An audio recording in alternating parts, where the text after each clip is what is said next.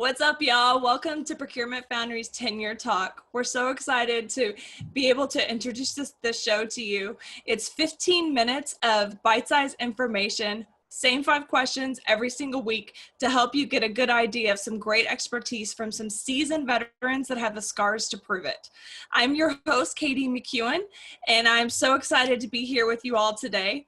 We are live every Friday at noon Eastern. And I'm so excited to introduce you to our guest today.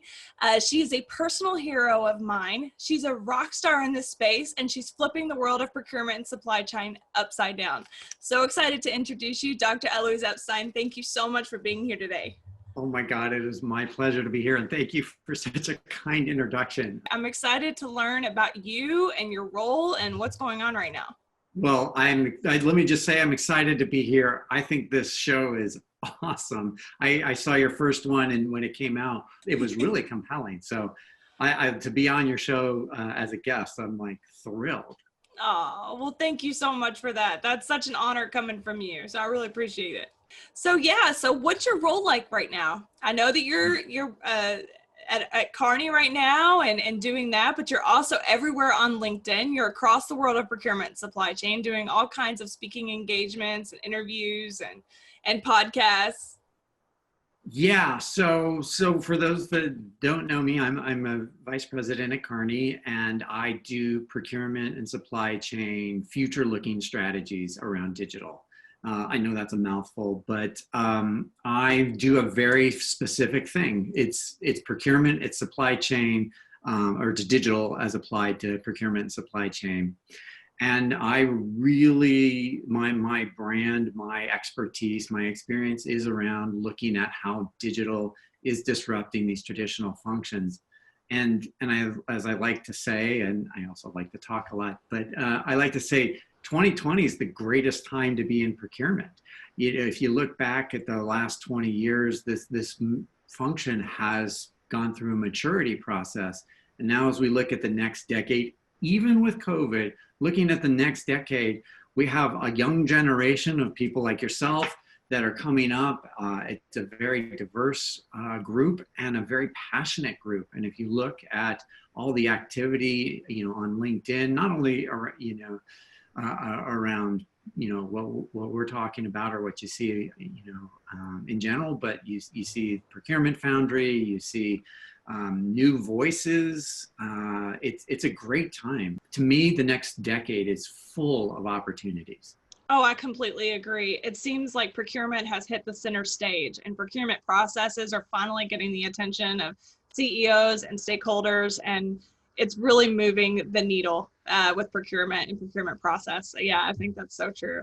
You've had tremendous success in this space. What would you say is the number one mentor or coach or boss that inspired your road to success? So who is the mentor in your life, that number one coach or boss that influenced your path to success? Well, as any good consultant, I'll take the question and redirect it into the question I want to answer. But I would have to say that a huge key to my success has happened over the last year. And it started with me coming out and what the firm has done to support me.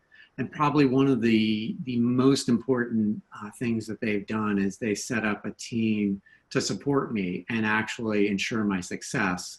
Coming out in a high value management consulting firm is not an easy thing just logistically, because there's a lot of clients, there's a lot of client relationships. And so Kearney really stepped up, and they dedicated a team of 8 people, senior consultants or my peers, to help me through my transition. And that team was amazing. I have to tell you that each one of those 8 people ensured my success on a day-to-day basis, both leading up to my announcement, but also after it. And then this has happened actually more broadly in my external network of people that are working on my behalf. And in some ways, I want to say publicly thank you, because it is scary. It is, it's hard many times. And to know that people really will rally behind you. That has been probably in the last year, the biggest key to my success. To know that you are loved, valued, and supported, being in the position that you are, I'm sure is everything. But I love you and I support you. And if you ever need anything from me, I'm here for you.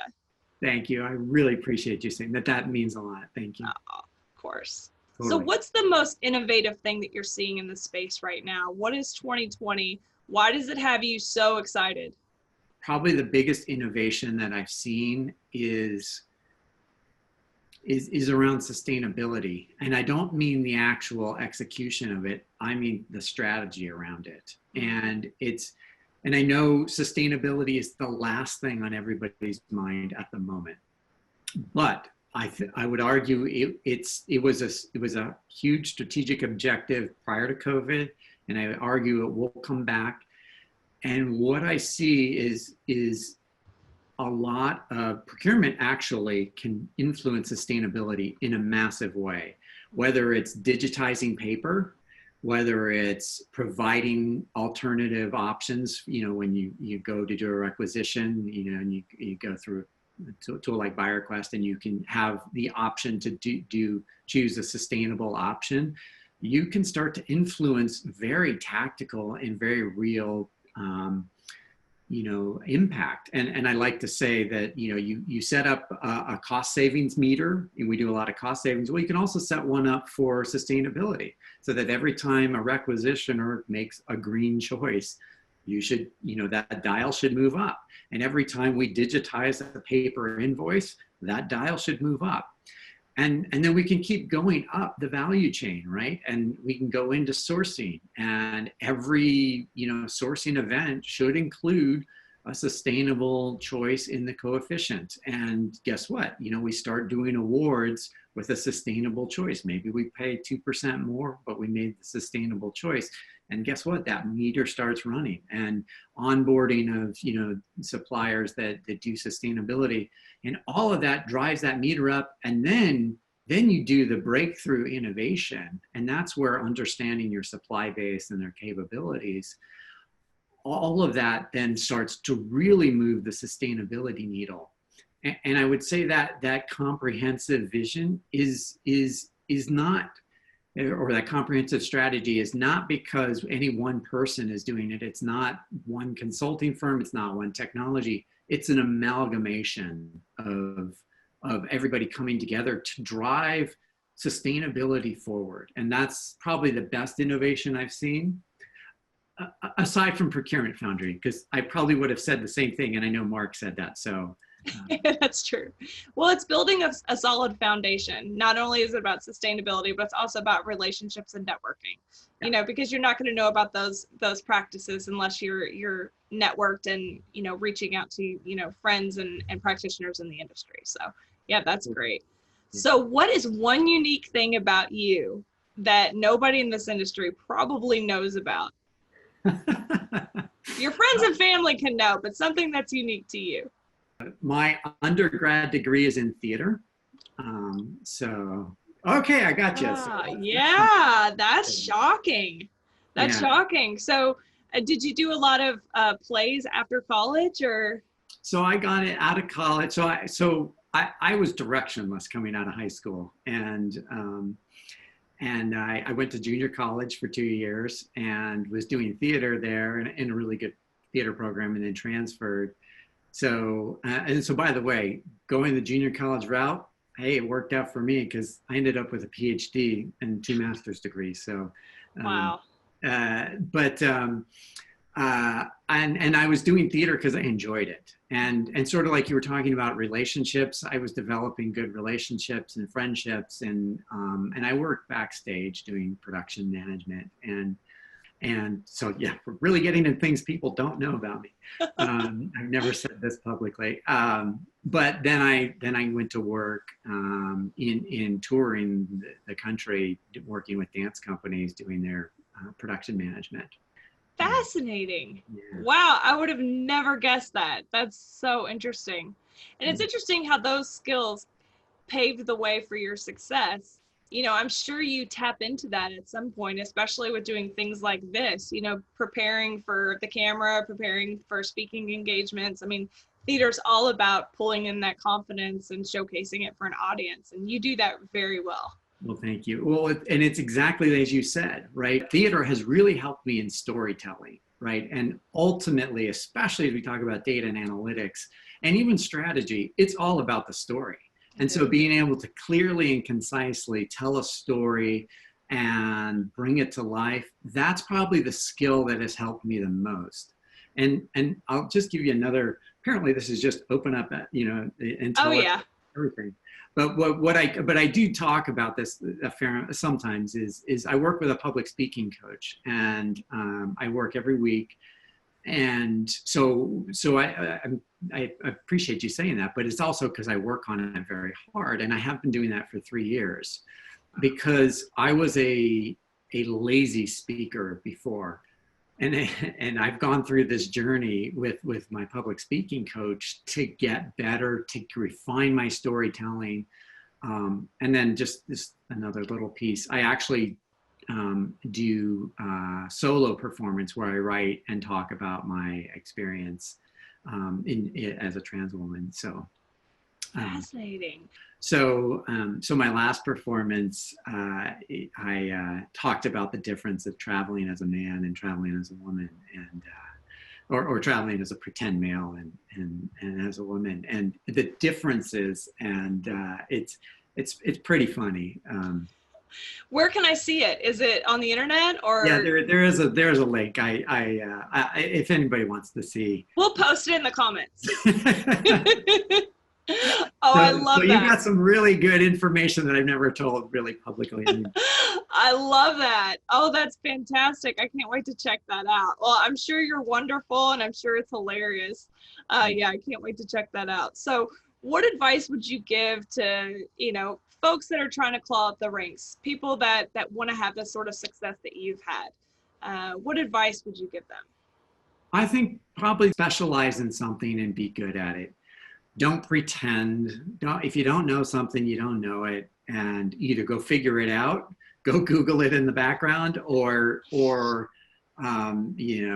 do whatever you have to do, but don't pretend, because in this era of hyper transparency, it's easy to figure out when somebody doesn't know what they're doing, or what they don't know. Because we're in an era where expertise, you pay premiums for expertise. And if you don't have that, Googling that or reading off a playbook isn't going to get it done. No. Like, you need the experience, and however you get it. And this is why I mentor people and just help people along, because I want them to not make that mistake. And so I think that, and then the other one is storytelling, and I would say authentic storytelling, because oftentimes it's very easy to tell the story you think they want to hear, others want to hear, but that doesn't create meaningful connections and relationships. And being honest and transparent, and even if it's scary, and as a queer person, and I talk to a fair amount of queer people, it's a hard decision to open up to complete strangers about being different. And although I don't really have that choice, my queerness kind of comes before I even open my mouth. And when I open my mouth, it becomes obvious. But even so, there are others, that it's hard to decide to make that decision on being authentic. And whatever your authenticity is, whatever the realness in your life is, hiding that doesn't serve you. Like, it's, like mental health. I was talking to somebody earlier, like, if you have mental health problems, that's a real, it's a real thing, and that you shouldn't feel ashamed about it. Absolutely. And that's what I've learned is that makes the human connections. Yeah, own it. Own who you are. It's not about faking it till you make it. It's about being who you are and using that as a catalyst to connect with other people. Yeah, and you've done that so well. Well, thank you. But guess what? Everybody has it, right? It's just because you're an executive doesn't mean you've all of a sudden stopped being human, right? It's like, the executives have kids, they have stressors in their lives, some have mental illness, some are queer, some are, fill in the blank. So like, why not connect with them on a human level? Exactly. It makes you authentic. It makes you more human. And that's what we're all trying to do, is just connect as human beings and be the most successful that we can possibly be. So thank you so much for that. You are incredible. You are such a great inspiration to all of us. And we're so thankful that you joined the show today. Thank you so much for everyone who tuned in. We're so grateful for you and your time. Everyone go out there and have a very blessed week. Thank you. Thank you.